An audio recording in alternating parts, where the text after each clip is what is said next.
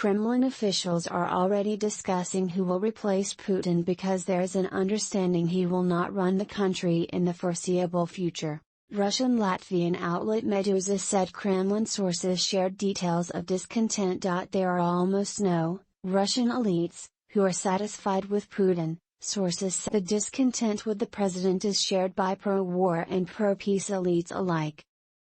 Businessmen and government officials are said to be devastated by sanctions. While members of the intelligence community believe Putin has botched the war, it comes as Ukraine's spy chief claimed Putin had escaped an assassination attempt and is isolating himself further due to concerns of a coup. Top-ranking Russian officials are said to be plotting a government without Vladimir Putin after Kremlin sources claim the Russian president has turned almost everybody against him amid the invasion of 3 months to the day since Russian tanks first rolled across the Ukrainian border, a government source told Russian-Latvian outlet Meduza. There are almost no people who are satisfied with Putin among Kremlin officials and Russian businessmen, and many members of the government are unhappy that the president started the war without thinking about the scale of the sanctions. It is impossible to live with such sanctions, the source said. A sentiment which was later corroborated by 2 other government. The problems,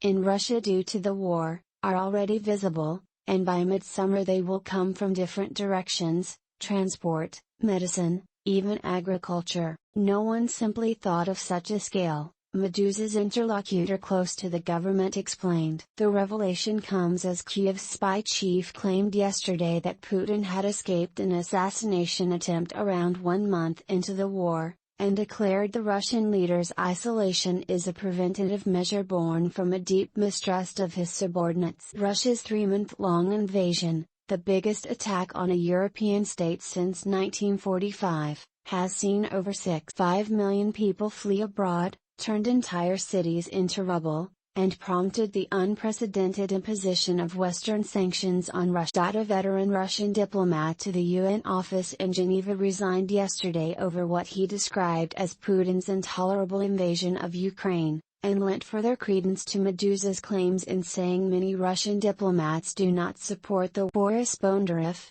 41, resigned on Monday morning after 20 years in the diplomatic service before sending a letter to 40 diplomats in which he said he had never been so ashamed of my country. In the letter, he condemned the aggressive war unleashed by Putin against Ukraine and in fact against the entire Western world, and supported Meduza's claims that high-ranking government officials in Russia are disapproving of the war. It is intolerable what my government is doing now. Not all Russian diplomats are warmongering. They are reasonable, but they have to keep their mouths shut, Bondarev claimed. The invasion is not only a crime against the Ukrainian people but also, perhaps, the most serious crime against the people. It is crossing out all hopes and prospects for a prosperous free society in our country.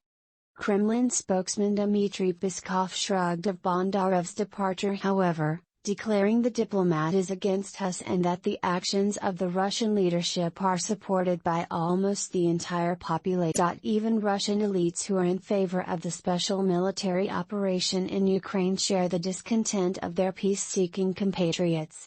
Meduza claimed that high-ranking officials in Russia's security services FSB and GRU, referred to as hawks, believe Putin has botched the invasion and want to seize control of the operation. The hawks are not satisfied with the pace of the special operation.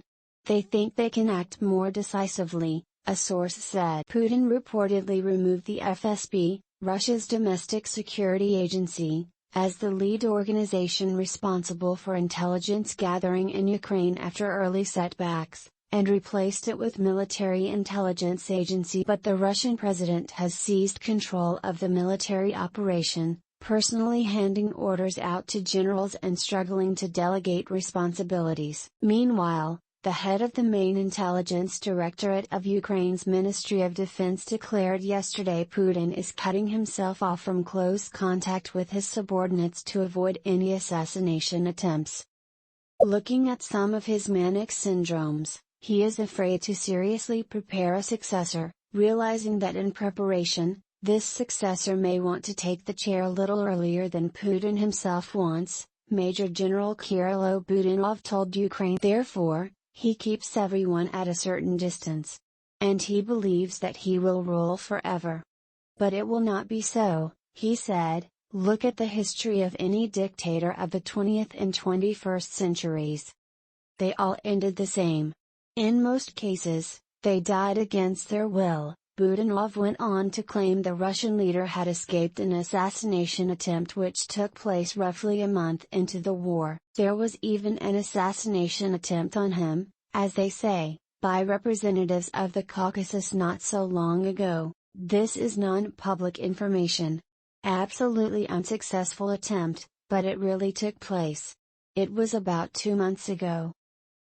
There was no public information about this event, but it happened. Top Russian officials are now doubling down on the information war in an attempt to further control the narrative as Putin's forces fight a bloody battle in the east. Russia's parliament today passed a bill giving prosecutors powers to shut foreign media bureaus in Moscow if a Western country has been unfriendly to Russian media. The bill needs to undergo 2 more readings, be reviewed by the upper house of parliament, and signed by Putin to become law. But journalists of any media organization deemed to be an offender under the bill would have their foreign ministry accreditation withdrawn, meaning they could not work in Russia. The new bill adds to the challenges facing foreign media after Russia in March adopted a law which penalized what it termed spreading fake news about its army.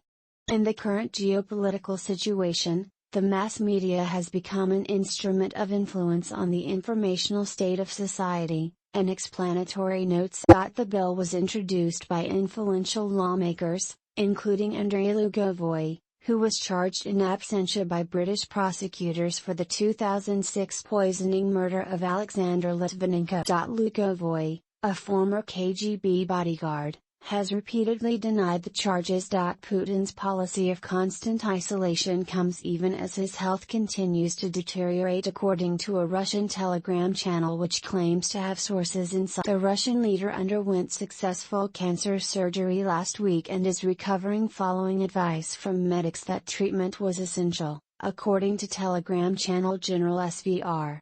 The news emerged just hours before Putin appeared on state TV meeting with ally Alexander Lukashenko in Sochi, when he was caught on camera awkwardly twisting his feet while the pair sat down for talks. It is the second time Putin has been filmed making the odd movement, which was caught on camera during a meeting with Tajikistan's president a week ago, and comes off the back of rumors that he is suffering Parkinson's. Emomali Rahmon appeared to notice the movement during his meeting with Putin and glanced at the leader's feet, though did not raise it in conversation.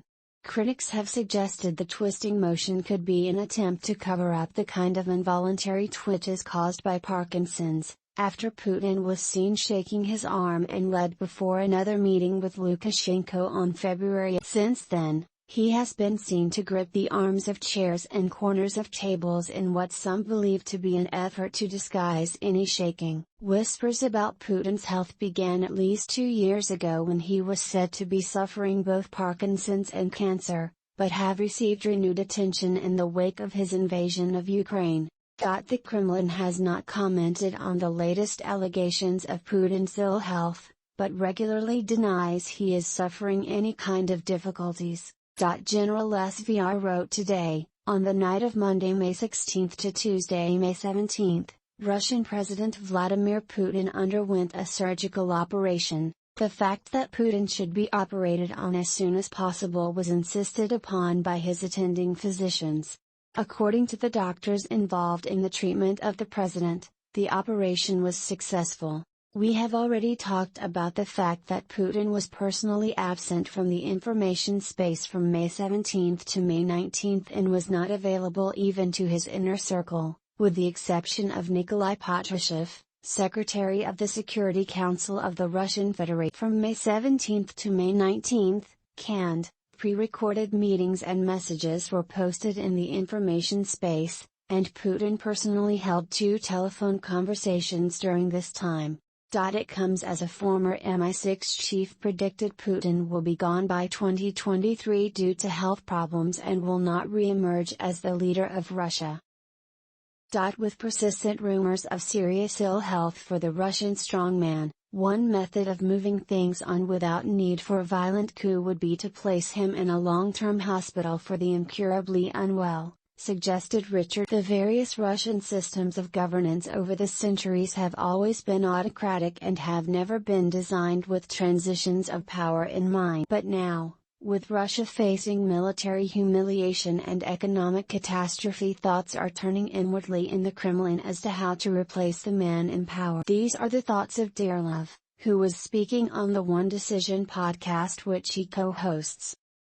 I think he'll be gone by 2023, but probably into the sanatorium, from which he will not emerge as the leader of Russia. I'm not saying he won't emerge from the sanatorium, but he won't emerge as the leader of Russia any longer. That's a way to sort of move things on without a coup, he concluded.